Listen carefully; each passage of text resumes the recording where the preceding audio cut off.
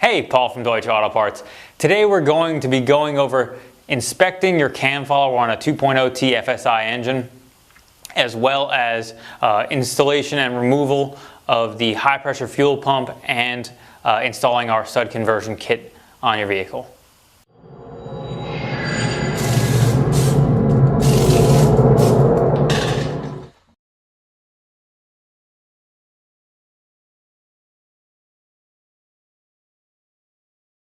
Here we have our high pressure fuel pump assembly for 2.0T FSI engines. A few notes of why you would replace it would be either failure of the pump itself, something internally is a problem, or most often it's because this cam follower that mounts on like so has worn so far through that it's done damage to the pump itself. Now an example of this would be here. If you see here, this follower has worn completely through, so if this were to be riding on the engine, it would have caused damage to this part of the fuel pump, which means it's not usable anymore, and then the camshaft in the vehicle would also need to be replaced. When you are replacing this pump, you are going to have to swap over the fuel pressure sensor and the Schrader valve, and depending on the style of fitting you have here on your original pump, you may need to swap that. This style uses this barb where you would have a hose that mounts to it. The older versions used a banjo bolt with a hard line that actually bolted into the bottom of this pump. If you have that, you're going to have to remove this part and then swap over the other part to install it on your new pump.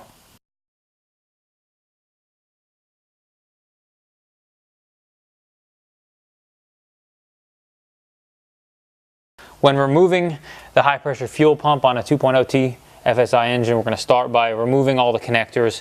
This is going to be the fuel pressure sensor, and then this is for the fuel pump itself. So we can start by just pushing back on the connector and removing them.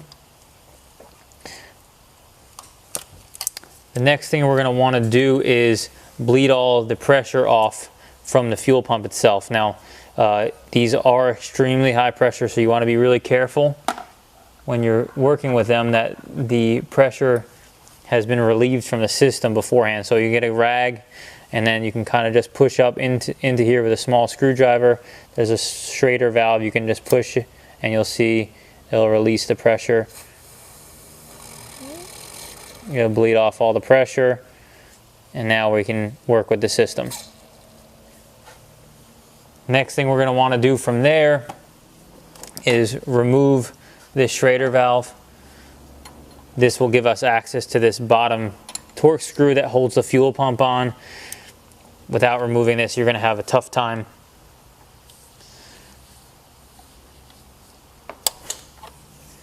And also something, once you crack it loose, this is a 13 millimeter, once you crack it loose, you might want to put the rag back under there, because you could leak off any additional fuel and then maybe some pressure that's residual that you didn't get off.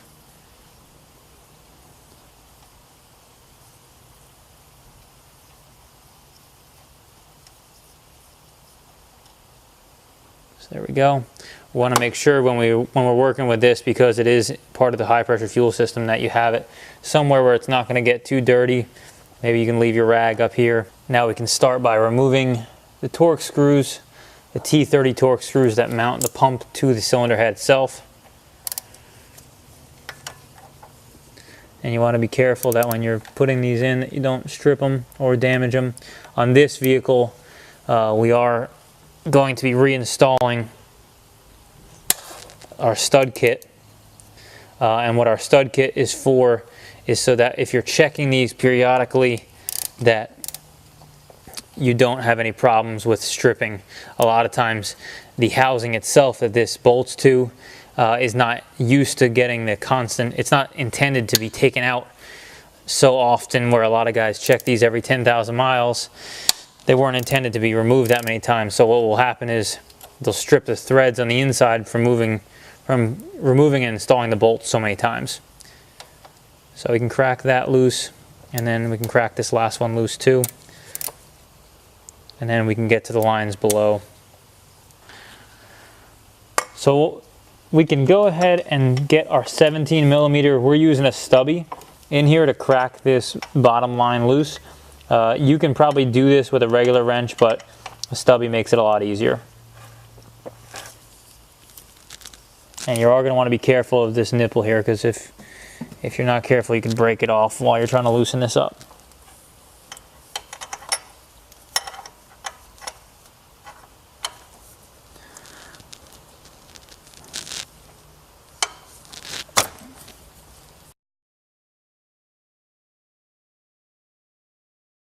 Now, lastly, we have a banjo bolt fitting here on the bottom.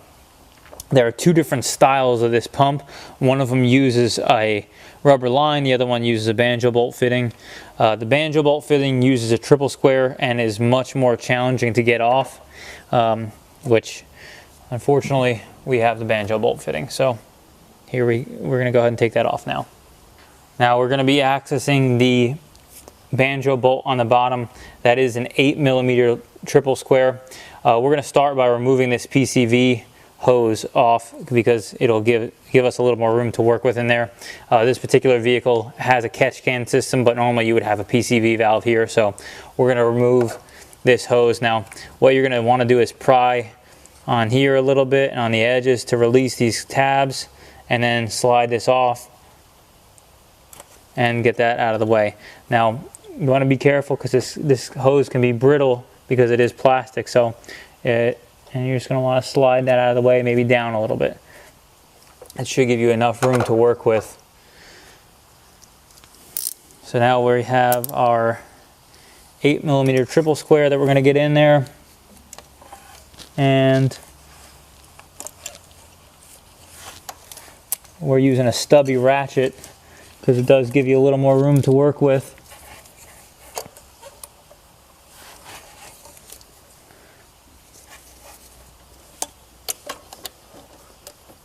And you're going to want to make sure before you start trying to loosen this up that you have your triple square firmly seated in place, because if you strip this, you're really going to regret it.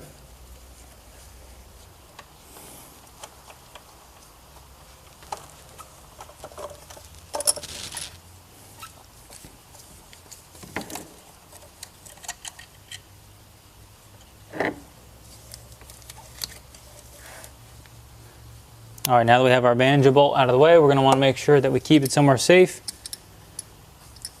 And now we can finish taking off the T30s that hold this in place.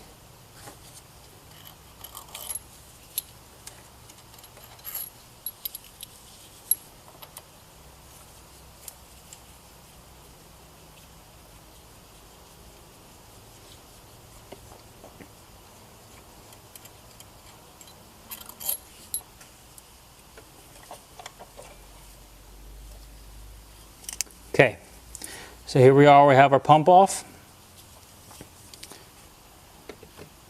And inside here, the high pressure fuel pump cam follower rides on this part of the fuel pump.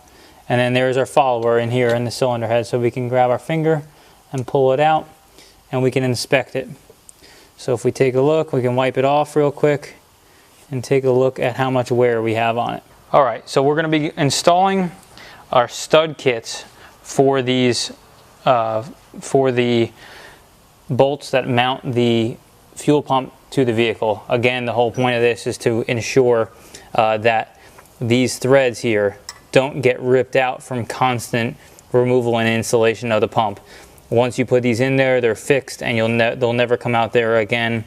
You'll just take them off from the side. So now we can go ahead and thread ours in, and we just have the nut mounted in place there at the end. And what we should be able to do is just tighten it up to the point where the stud stops moving, and now they're set in place.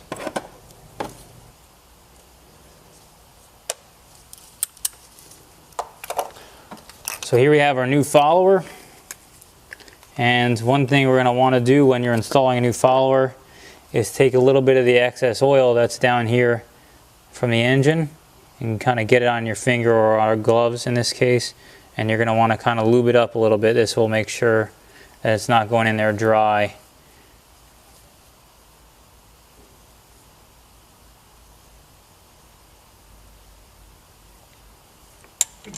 And then we can set that in place.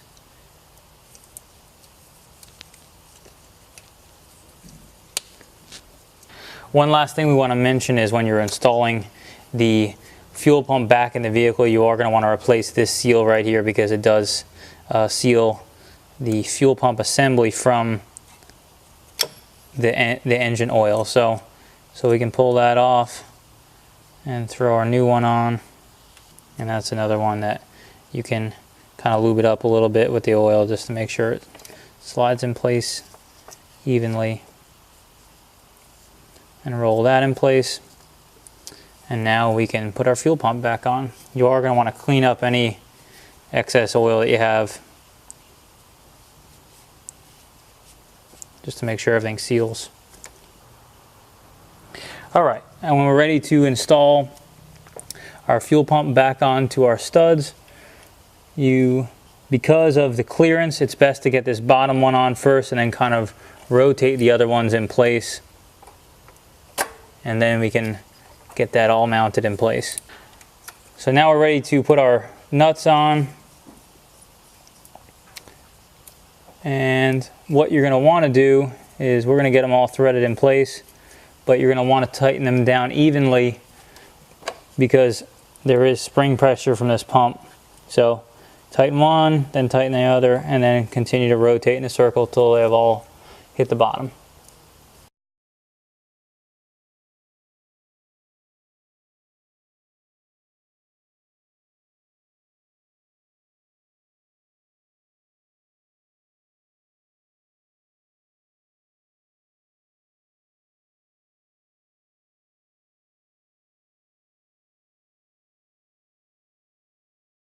Now that we've gotten that triple square tight, we can take this 17 and get it in place. What you might want to do is just take it and butt the line in place, and then slide the nut up and then tighten it.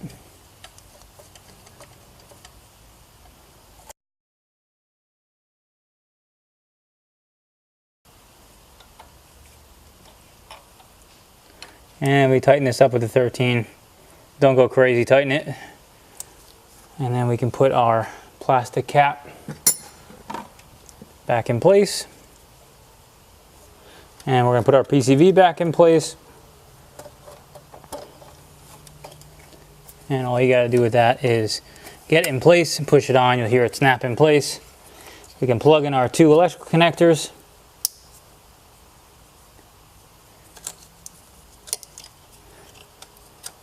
Now at this point, this car has an aftermarket intake, but the only thing you would have left to do would be put on the engine cover if you have the factory intake on the vehicle, and you're all set.